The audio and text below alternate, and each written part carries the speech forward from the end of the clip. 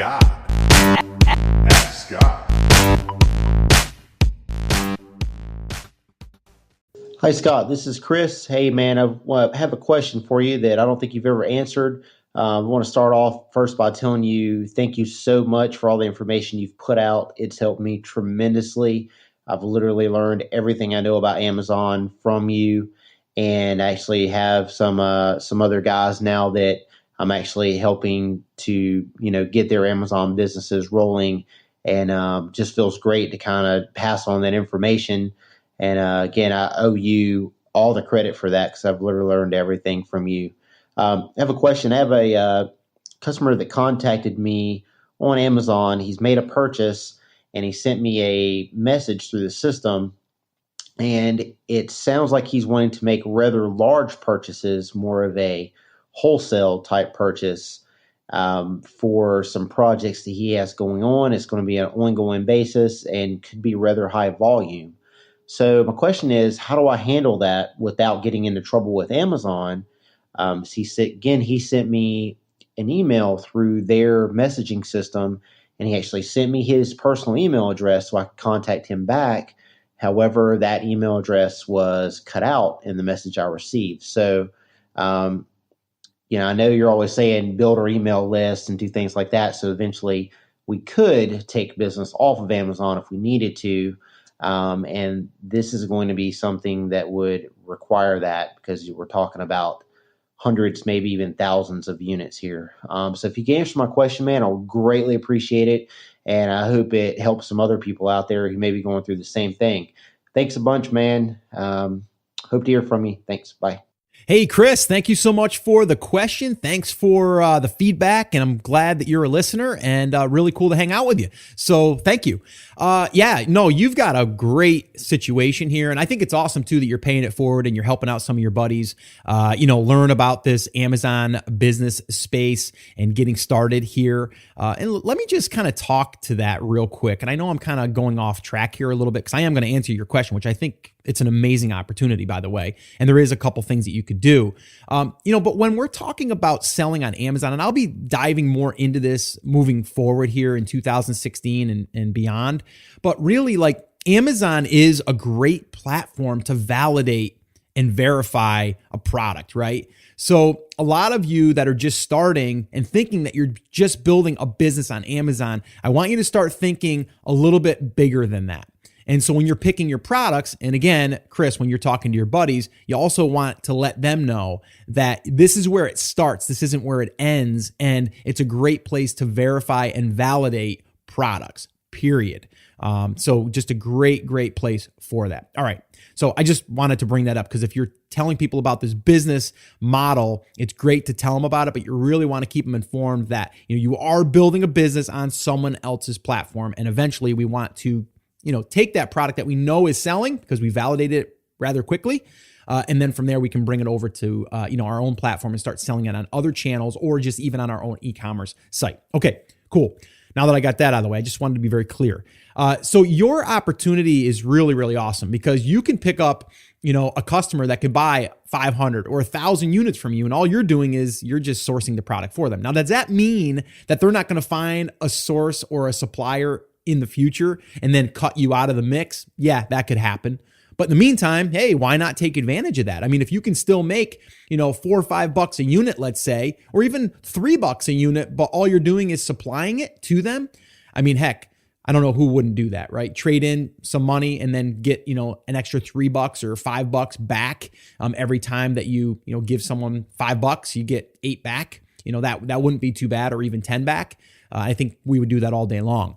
But you bring up a great point because you are not allowed, okay, and I'm putting up the air quotes, you're not allowed within the terms of service of Amazon to contact that particular buyer and start negotiating deals, right, about that product especially, right? They don't want you to obviously do business off of Amazon, okay? Now, this is a little bit of a different situation.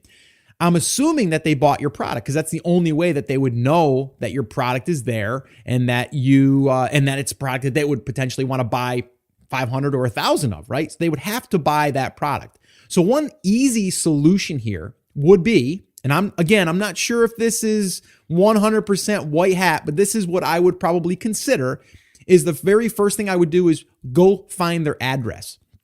I would find that person's address, and you can find it right in your reporting inside of your back end of Seller Central of that buyer. So you're going to know their name because they wrote you that email. And then from there, you're going to be able to find their mailing address. And then I would mail them a letter or, some type of instructions, or just, hey, give me a call, right? I think the best thing would be like, hey, give me a call. Here's my phone number, right? You could do that.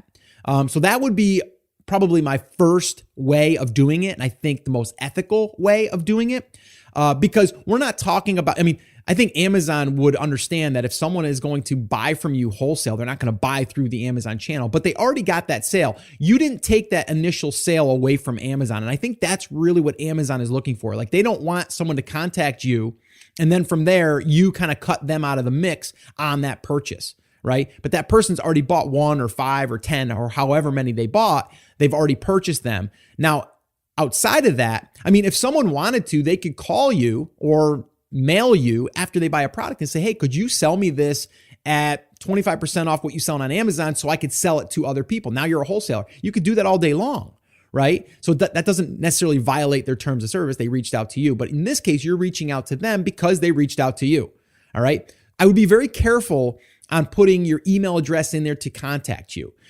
You could, and again, I don't know if this would be, breaking any rules or anything, but you could put your phone number in there possibly, and then have them call you. But I think I would reach out first with the mail. I would mail them something, and then I would put your phone number in there to have them call you, talk a little bit about it in there, but say, I'd really love to jump on the phone with you and do it that way. So that's what I would do. I think it's a great opportunity. And I want other people to realize too, this is something that could happen, at any time if you have a great product, right? And if people want to sell that product on their own e-commerce store or their own retail location.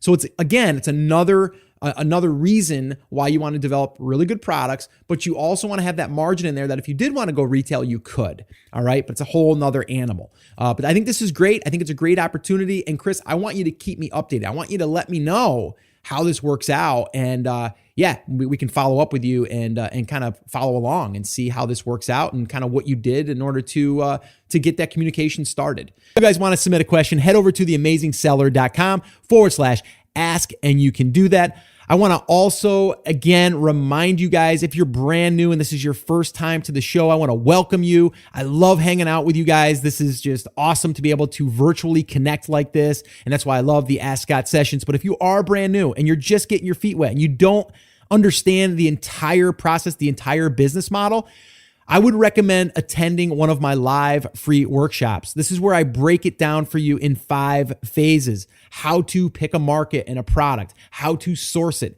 how to do a pre-launch, how to do a launch, how to promote the product, and everything in between. We go over that on a workshop, and we go through every single thing. We also do live Q&A. So if you want to attend one of them, I would love to invite you to the next one, and you can register for the next one by heading over to theamazingseller.com/workshop, and you can register there for an upcoming workshop.